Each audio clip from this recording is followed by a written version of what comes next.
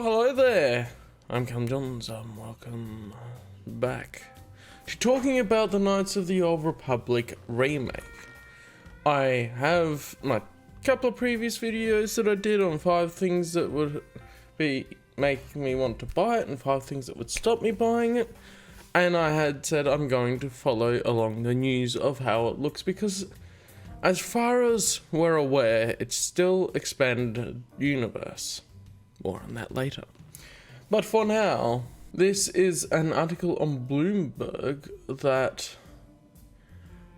is the source article for it, because I thought, well, I saw it in another article and all that before, but I'll get the source article for what the other articles reference and all that.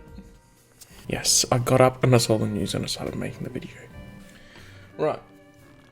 So I guess we'll go into this article and here we go. Star Wars Knights of the Old Republic game paused amid studio shake-up, and of course the original is already out, so they mean the remake. A hotly anticipated new Star Wars game is in serious trouble according to people familiar with the project. Star Wars Knights of the Old Republic, a remake of a 2003 role-playing game, is delayed indefinitely as developers at Austin, Texas-based Aspire Media try to figure out what comes next. Aspire also abruptly fired the game's art director and design director this month. In a series of meetings throughout July, Aspire's 2 studio heads told the employees that the project is on pause and that the company will look for new contracts and development opportunities. Said the people who were not authorized to speak publicly about the situation. So first off, they mention who was fired, the names later. So they've fired part of the art and design direction, which I thought was interesting, because if anything, why would they fire the art and design section? He just based them off of the original. Knights of the Old Republic was to be one of the first modern Star Wars console games released outside of Electronic Arts. Yeah, modern. Which had previously held the exclusive licensing rights. That deal expires in 2023, opening the door for new Star Wars games from outside companies like Aspire, Ubisoft Entertainment, San Antonio? I don't know, I see SA and think South Australia, but it wouldn't be. And Quantic Dream. So interesting. That deal expires in 2023, but they'd already started work on a game that was going to release once this contract ran out. I thought it was going to be a thing of they can't start working on it until that contract is out, but oh well. I guess that I just don't understand the rights as much. They should also rewrite the licensing rights for the video games to not include tabletop RPGs as video games, because then Edge, who is the company that now owns the rights for the tabletop RPG stuff, and they're reprinting Fantasy Flight stuff, then they could have online PDFs that people can officially buy. On a side note, the game was announced last September and has been in development for nearly 3 years at Aspire, which was purchased by Sweden's Embracer AB, Group AB last year. All these extra letters on the names of things. Yeah, I noted that. That was interesting. I don't know much about Embracer as a company, so it's like, well, much of a much. Aspire, founded in 1996. Oh, the year I was born. Huh. It was best known as a service shop that brought existing video games to other platforms such as iOS, including the original Knights of the Old Republic games. Yes, yes, yes! They've done... oh, can I rattle them off from memory? Anyway, they've done the Force Unleashed Wii version on the Switch. They've got Republic Commander that they ported. They did Jedi Knight, Jedi Academy, and Jedi Knight, Jedi Outcast. And Episode 1 Racer, which is really cool because that's a childhood game of mine.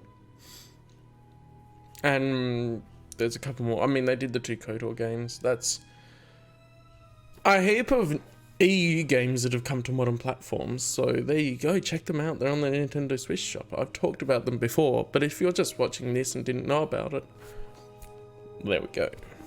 On June 30th, or the 30th of June, as I tend to say, that's the way it's written in here, Aspyr finalised a demo of the game known as a vertical slice to show to production partners Lucasfilm Limited LLC and Sony Group Corporation. The developers were excited about it and felt like they were on track, according to a person familiar with the project, so they were shocked by what happened next. The following week, the company fired design director Brad Prince and art director Jason Miner. Neither responded to requests for comment, but Miner suggested on a social media page that his dismissal was unexpected. Which is interesting as well, because Brad Prince worked on the original KotOR.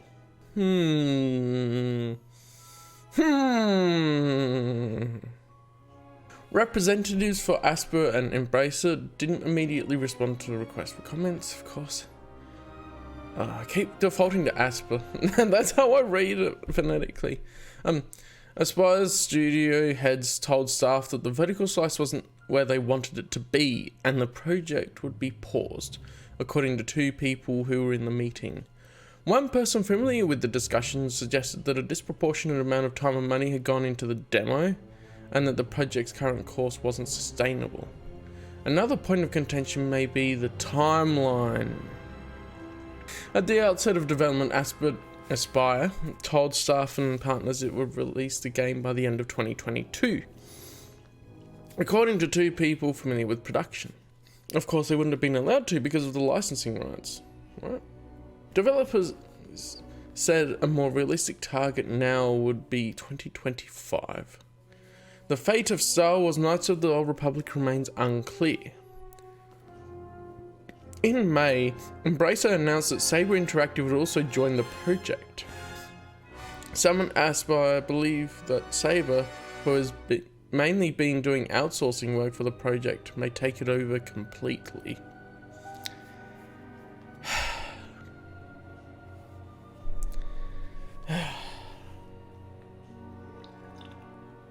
Here's a bigger thing of what I think I've been seeing a little bit throughout, because I might as well bundle this all together. I tweeted about this. I didn't make a video because it seemed like when I'm doing my next one on the KotOR Remake, I'll mention it. So here we are. Leland Shee deleted his Twitter account for whatever reason. Here's confirmation that it was the KotOR Remake. No, because it was asked directly about the KotOR Remake. His response was, yes, the Legend's wording was intended to make it clear that the Star Wars The Old Republic Remake was intended to be fitting into the expanded universe, as far as the terminology that they use with modern Lucasfilm and stuff. And here it is on the Wayback Machine. God bless the person that did this, because you can see the whole thread there. I'll see if I remember to put the link of this in the description too, then you can check it out yourself. But yeah, but since then, click on there, and my retweet of that comment says this tweet is from an account that no longer exists. Fun times, eh? So, this leads me to some speculation, more specifically just inside of the Knights of the Old Republic Remake, because that's what it's relevant to now. That whatever comments that Leland Shee made, are they now deleted and they're not actually applicable to the Knights of the Old Republic Remake? Did something shift a little bit inside of Lucasfilm to go, no, we're not gonna have this game fit into the EU? And also how it says about a different company joining the project and possibly taking it over completely, and not being the people that we have seen lovingly port the games to newer consoles like the Switch and the PS4. And having that groundwork of knowing that they really care about the games and want to make them work and actually know the older games is something that made me more hopeful for the remake. as far as building something from scratch up. But also, on that, thinking about that, is Aspyr is never a company that created a game. So if it's not where you wanted the project to be, then what are you expecting from them? Of course, they worked 3 years on it. You'd think that'd be long enough when they don't even have to rewrite a completely new story and everything. But also the wording of the vertical slice wasn't where they wanted it to be. But does that also imply it also wasn't what they wanted it to be?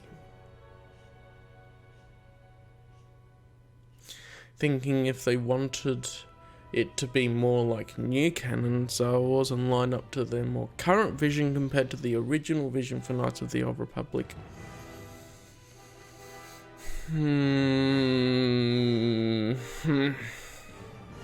I get really skeptical of some things now, and you can only blame the way that Lucasfilm has been treating the expanded universe for that. Because there is this sort of thing that now will go, well, I don't know if I want to get it when it's on release. I'll find out as more information comes out, and it will be a look and see type deal, because I don't like the look of it at the moment. And I'm definitely, it should have been on track for this year since I spent 3 years on it, but well, if the game takes 10 years to make, I don't care as long as it's good. And I'll pay for it when it's expanded universe and it's good. Yeah. I think that pretty much sums up my thoughts. Let me know what you think, and I will catch you in the next video. Hey, Ruth.